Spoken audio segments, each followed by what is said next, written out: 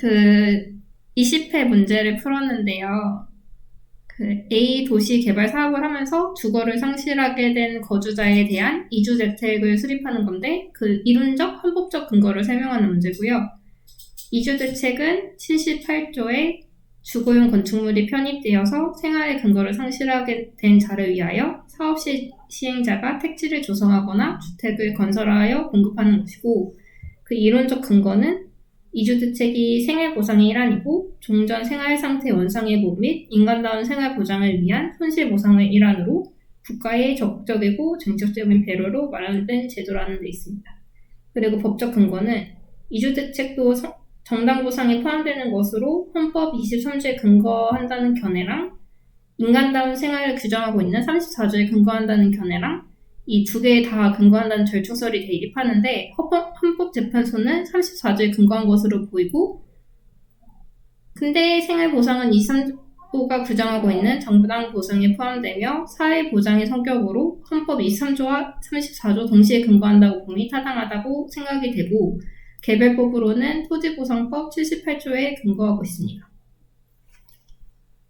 이번 문제는 주택 소유자 갑이 보상에 합의하고 자진 이주하지 아니한 경우에도 이주 대책에 의한 분양 아파트의 공급 혹은 이주정착금의 지급을 요구할 수 있는지 여부를 검토하는 건데 토지보상법 시행규칙 53조의 이주대책 요건에 대해서 그 이주대책 희망 가구가 10호 미만인 경우나 공익사업 시행지구 인근에 택지 조성에 적합한 토지가 없는 경우 이주대책 비용이 과다 등으로 이주대책의 수립 실시로 인하여 당해 공익사업의 시행이 사실상 불가능하게 되는 경우 이주대책을 실시하지 않을 수 있다고 되어 있고 죄송한데 이거 령 40조 아니에요? 시행규칙 53조는 이주정착금 53조예요? 그 무세개가 시행령 40조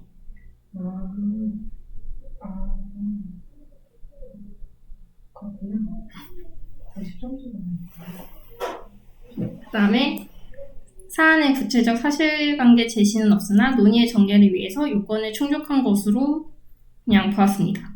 대상자 요건은 토지보상법 시행령 40조에 무허가 건축물 소유자가 아닐 것, 관계법령에 따른 고시 등이 있은 날부터 계약 체결일 또는 수용 재결일까지 계속하여 거주할 것, 타인 소유의 건축물의 세입자가 아닐 것을 조건으로 합니다.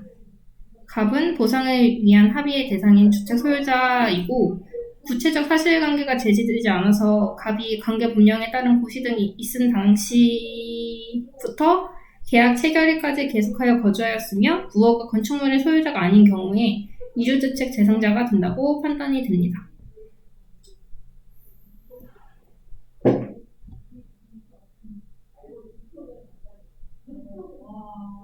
령 40조예요? 둘 다? 53조는 이주정착금 령 40조잖아, 그쵸? 령 40조에 이주대책 그러니까 2항이 10호 2항이 10호고 그 뒤에 내용이 53조 사항이 5항이 무세개 그래서 2항하고 5항 근데 이 비용 과다 이 두 번째는 2번 3번 내용 있잖아요. 이게 53조예요. 최고 53조. 그거 이주정착금 지급하는 사유 그걸로 쓴 거구나. 이거 헷갈릴 수 있으니까 정리해야겠다. 그냥 이거를 그러면은 수립 요건은 령 40조가 맞고 이 예외 이주정착금 지급 사유가 칙 53조가 되는 거지. 그러면은 령 40조라고 쓰고 이거를 칙 53조라고 따로 빼긴 조금 아니 따로 빼는 게 아니라 여기다가 가로하고 칙 53조를 쓰면 되지. 여기다 칙. 여기 이걸 쓰지 말아요. 잠깐만. 이게 칙 53조가 맞아요, 근데? 칙 53조 맞을걸요? 이주 정착금인 건 맞는데, 잠깐만. 나 왜 갑자기. 부득이한 사유가 그거잖아요. 조성할 토지가 없는 경우랑. 그래서 맞구나. 그 부득이한 사유는 53조에 있는 게 맞네요. 이게 2, 3번이 53조에 있고 10호 미만이 령 40에 있는 거여서 그래서 나는 령 1200만 원, 2400만 이것만 배웠고 이거는 그냥 령 40조에 그냥 앞으로 넣었는데 지금 우리 콜라보해서 콜라보해서. 가겠죠? 나는 이걸 안 쓰고 시향님은 40조 안 40조. 썼는데 했죠. 우리 그러면 이거 0, 40조 쓰고 여기다 치 53조 쓰는 걸로. 그러면, 그쵸. 그러면 위에다 아예 쓰지 말고, 아, 이거 그러면 이렇게 쓰지 말까? 그냥 수립 이거 잘못 요건을. 썼네. 수립 요건을 10호 이상인 경우엔 수립해야 되고 예외로 이 경우에는 안 해도 된다라고 쓰면 되는데 네, 그래서 10호 미만인 경우 안 해도 된다고. 하지 않을 수 있다. 그러니까 뭐 이렇게 써도 될 것 같긴 한데 나는 너무 헷갈린 것 같아. 나랑 정반대로 쓰셔가지고 이게 수립 요건이잖아요. 네. 그러니까 이주대책 희망 가구가 10호 이상이면 이주대책 대상자가 희망 가구 아니고 그렇죠? 대상자가 10호 이상이면 이주대책을 수립하여야 한다. 이게 법상 정의잖아요. 명사주죠. 이주대책은 부득이한 사유가 있는 경우를 제외하고는 이주대책자 중에서 희망하는 가구 맞네요. 나 지금 알았어 이것도. 가시죠. 대상자지요. 이거 되게 스터디에 좋은 점이네요. 그쵸? 몰랐던 걸 알게 된다. 난 희망하는 자가, 그러니까 가구 수가 10호 이상인 경우에 수립 실시한다고 돼 있잖아요. 네. 그리고 이 부득이한 사유가 이거거든요. 맞아요. 그쵸? 맞아요. 그러니까 내 생각에는 이 40조를 먼저 적고 10호 가구가 10호 이상인 경우에 수립 실시하는데 이 부득이한 사유가 있으면 수립 실시하지 않아도 된다. 저 이제 알겠어요. 이 수립 요건을 쓸 때 0, 40조를 쓰고 10호 이상인 경우에는 이제 하여야 한다라고 쓴 다음에 이걸 나로 따로 빼가지고 그쵸. 그런데 부득이한 사유란 하고 그 0, 40조에 뭐 1번, 2번 이렇게 있다. 치 53조 1번, 2번 이렇게 해요. 그쵸. 그게 맞는 것 같아요. 완성. 근데 저는 개인적으로 이거 너무 길어져가지고 그냥 10호 이상인 경우 수립하며 가로하고 조성에 적합한 토지가 없는 경우 비용이 과다한 경우 예외 그냥 이렇게 가로치고 닫고 그냥 그렇게 쓰고 가요. 저 원래 이거 안 쓰는데 이번 문제가 배점이 너무 컸어요. 물어보는 거에 비해서 이 문제 자체가 20점이었어요. 그래서 잘하셨어요. 그냥. 네, 됐어. 나 이거 희망하는 자가 있으면은 몰랐는데 알게 돼서 너무 좋아요. 대상자가 아니라 희망하는 자잖아요. 나 지금까지 이주대책 대상자들 이게 써보고 공부하면 이게 문제야. 법령을 항상 봐야 되는데. 그 다음에 78조의 법적 성질이 관련 판례, 종전 판례는 소분양권을 이주 희망자가 신청하고 사업시행자가 이주 대책 대상자로 확인 결정 행위를 하였을 때 비로소 발생하는 절차적 권리이고 이주 대책 대상자 확인 결정 행위는 구체적인 이주 대책상의 소분양권을 부여하는 요건이 된 처분이라고 판시하였다 했는데 이게 그 수립시설, 수립 이전 시설 이거잖아요. 확인 결정 시설 맞죠? 저 그게 옛날 그건지 몰랐어요. 근데 최근 전원 합의체 판결이 사업시행자의 이주대책 수립 실시 의무 및 그 내용을 정하고 있는 토지보상법 78조 1항 및 4항이 당사자 간의 합의 또는 사업시행자의 재량으로 그 적용을 배제할 수 없는 강행 규정이라고 판시하였다.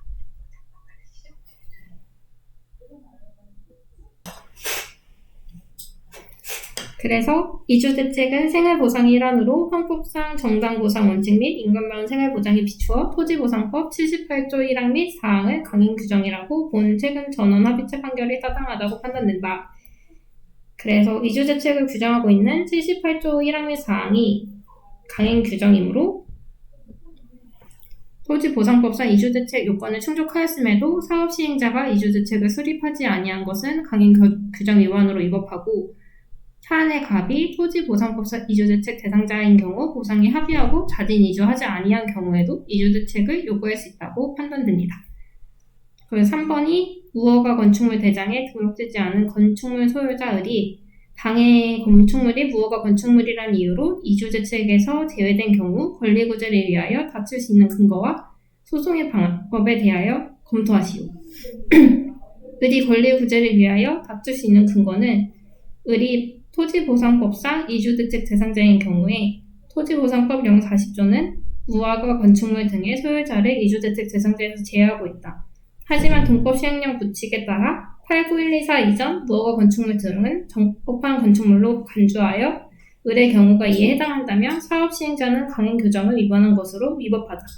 따라서 을이 사업시행자의 제외 행위에 대해 다툴 수 있는 근거가 되고, 만약에 을이 시혜적 이주대책 대상자인 경우에 판례는 시혜적 이주대책 대상자에 대해서 수분양권은 사업시행자의 수분양권 대상자 확인 결정으로 발생한다고 판시하였다.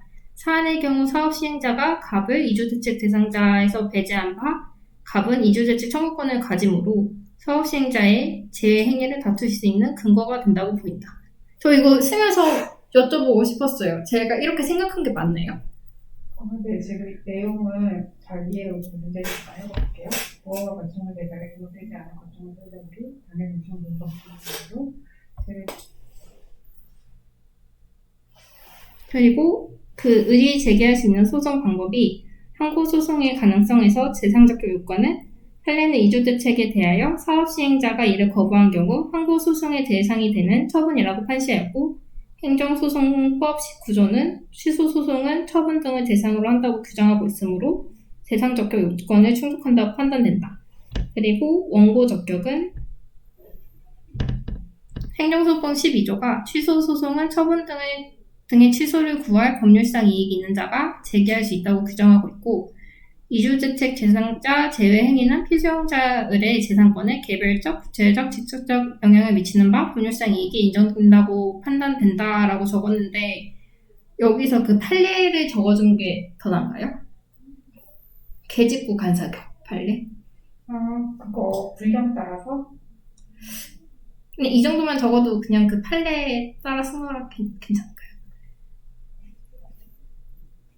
이제 2장씩 하셔가지고 없어져. 어디 뭐지? 저도 이렇게만 써요. 그냥 이렇게. 저도 이거 너무 길어져가지고. 법률상 이익 자체가 논점이 아닌 경우에 저도 이렇게 써요.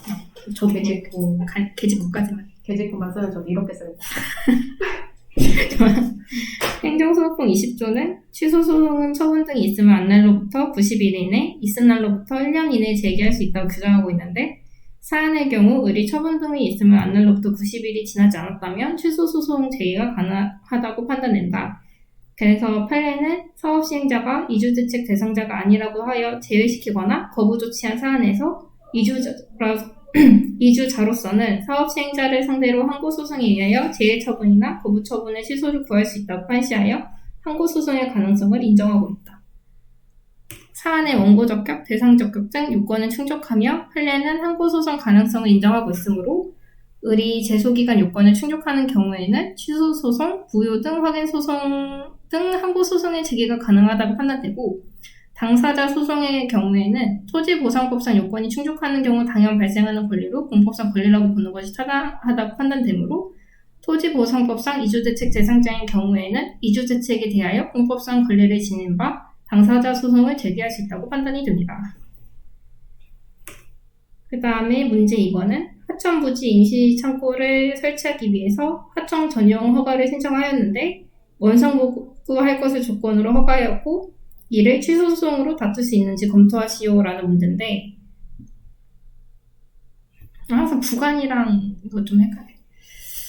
부관이 행정행위 효과를 제한하거나 특별한 의무를 부과하기 위해서 주된 행정청에 부과되는 종된 규율인데, 그 조건이랑 부담 중에서 조건은 불확실한 사실의 발생에 행정행위의 효력 발생 소멸 여부를 결부시키는 부관이고, 부담은 행정행위의 효력 발생 여부와 관계없이 자기, 부자기, 급부, 수행 의무를 부과하는 부관입니다. 조건과 부담의 구분에는 행정청의 객관적 의사가 중요한데, 이 의사가 불분명한 경우에는 최소침해 원칙 및 국민의 권리 구제에 비추어 부담으로 보아야 한다고 생각이 되고, 사안의 경우는 원상 회복 조건을 불이행한다고 하더라도 허가 효력이 상실은 행정 목적 달성의 실익이 없다고 판단돼서 그 조건이 부담이라고 보니 타당하다고 생각이 됩니다. 그래서 취소소송 제기 가능 여부가 위법한 부관을 다룬 쟁송 형태가 진정 일부 취소소송이랑 부진정 일부 취소소송, 그 전체 취소소송 등이 있는데, 그 부관의 독립쟁송 가능성에 대해서 학설은 부담만 가능하고 진정 일부 취소소송으로 다툴 수 있고 나머지는 부진정 일부 취소소송으로 다투어야 한다는 견해랑, 부관의 분리 가능성을 기준으로 해서 부담은 진정 일부 취소 소송, 나머지는 부진정 일부 취소 소송을 다투어야 한다는 견해, 소의 이익이 있는 경우 모든 부관이 가능하며 부진정 일부 취소 소송으로 다투어야 하고 진정 일부 취소 소송은 아예 안 된다고 하는 견해가 있습니다. 발음 되게 어려운 거 아니에요? 취소 소송. 판례는 부담만이 독립쟁송 가능성이 있고 진정 일부 취소 소송을 제기할 수 있으며 나머지 부관은 전체 취소 소송을 제기해야 한다고 판시하였고 부담은 독립된 행정행위로 진정 일부 취소 소송이 가능하다고 하는 판례 태도는 타당하다고 판단되지만 국민권리구제 측면에서 나머지 부관도 부진정 일부 취소 소송으로 다툴 수 있게 함이 타당하다고 생각이 듭니다. 사안의 하점 전용 허가에 대한 원상회복 의무는 부담으로 독립쟁송 가능성이 인정되고 판례에 의거하여 진정 일부 취소 소송으로 다툴 수 있다고 판단이 됩니다. 그리고 창고 건물 철거에 대한 손실보상은 손실보상에 적법한 공권력의 행사로 사안의 재산권에 특별한 희생이 발생한 경우 사유재산권 보장 및 공평부담 견지에서 행정청이 행하는 조절적 재산 전보입니다. 손실보상은 공제적 특보, 이건 다 하천은 공물로서 원상 회복할 공공 필요가 있고 적법한 행정청의 공권력 행사에 따른 것으로 원상회복 철거 시 갑의 사유재산인 창고 건물에 대한 침해가 발생하므로 특별한 희생이 있는지 여부가 문제가 되는데 특별한 희생이란 타인과 비교하여 불균형하게 과하여진 권익의 바탈, 사회적 제약을 넘는 손실이고 그 판단 기준이 형식설, 실질설, 절충설이 있습니다. 판례는 개발제한 구역 내 토지에 대한 공용 제한에 대해서 개발제한 구역안 토지 소유자의 불이익은 명백하지만 공공복리를 위하여 감수하지 아니하면 안 될 것이라고 판시해서 절충설에 입장한 것으로 보여지는데 그 양자행위를 타당하여 인적 범위의 특정성 및 심해의 본질과 강도를 모두 고려하는 것이 타당하다고 판단이 됩니다. 갑은 허가 만료 시의 원상회복 조건으로 하천 전용 수익을 누릴 수 있었다는 점 그리고 하천은 공물로 공공권리를 위하여 원상회복함이 타당하다고 판단되는 점을 고려해서 갑의 손실은 수행한도를 넘는 특별한 희생이라고 판단되지 않고 갑은 사안의 손실에 대해서 손실보상을 청구할 수 없다고 판단이 됩니다. 저 국갑에서 항상 궁금한 거 있었는데 행정 심판이 90일, 180일이고 소송이 90일, 1년인데 손실보상이 1년, 3년이잖아요. 그럼 국가배상 그 기간이 손실보상이랑 똑같은가요? 달라요? 이거는 규정이 없어요? 있어요?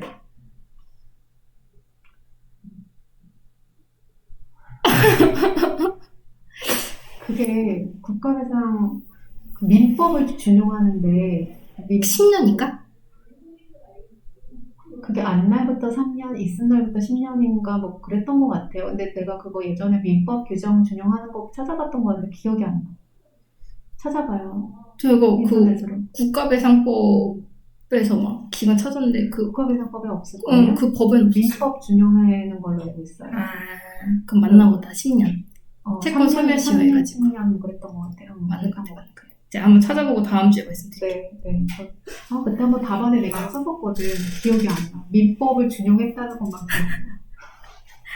민법 750조 연당은 불법행위에 대한 손해배상 책임이잖아요. 750조가 거기에 아마 그 책이 있었나? 맞을 것 같아요. 3년, 10년. 정확히 모르겠는데 그게 자꾸 여도 까먹어. 그러니까요.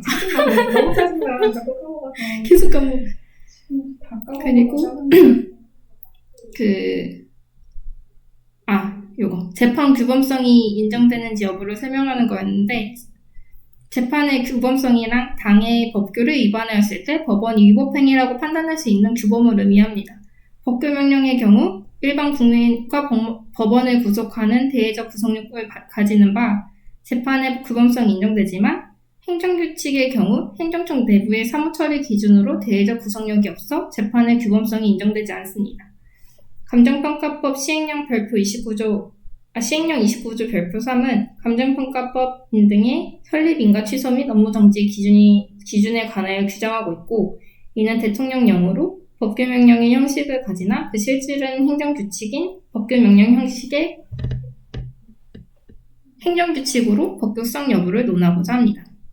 학설은 형식설, 실질설, 수권여부 기준설 등이 있고 판례는 대통령령으로 정해진 제재적 행정처분의 경우 법규성을 인정하나 불용의 형식은 법규성을 부정하였고 최근 환경영향평가 전원합의체 판결의 개별 의견에서 가정처분 성질의 제재적 처분에서 불용인 제재적 처분의 기준의 법규성 인정하는 이론적 기초 위에 그 법률상 이익을 근정하는 점이 타당하다고 판시했습니다. 근데 이거 항상 꼭 써야 되나요? 이렇게 환경영향평가 개별적 의견 이거?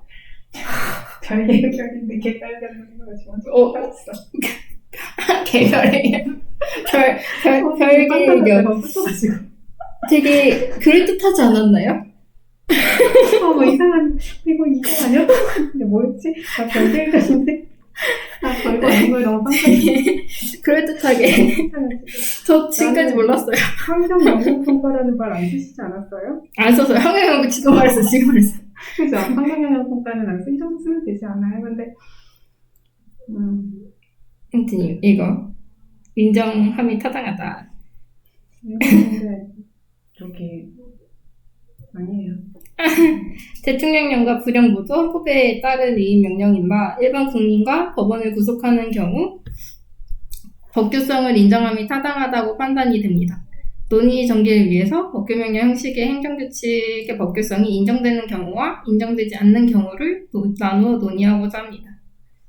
법규명령 형식의 행정규칙의 효력이 이게 사실 저는 항상 같이 썼는데 이번에 너무 배점이 커가지고 나눴거든요. 그 대외적 구속력이랑 법규성 여부랑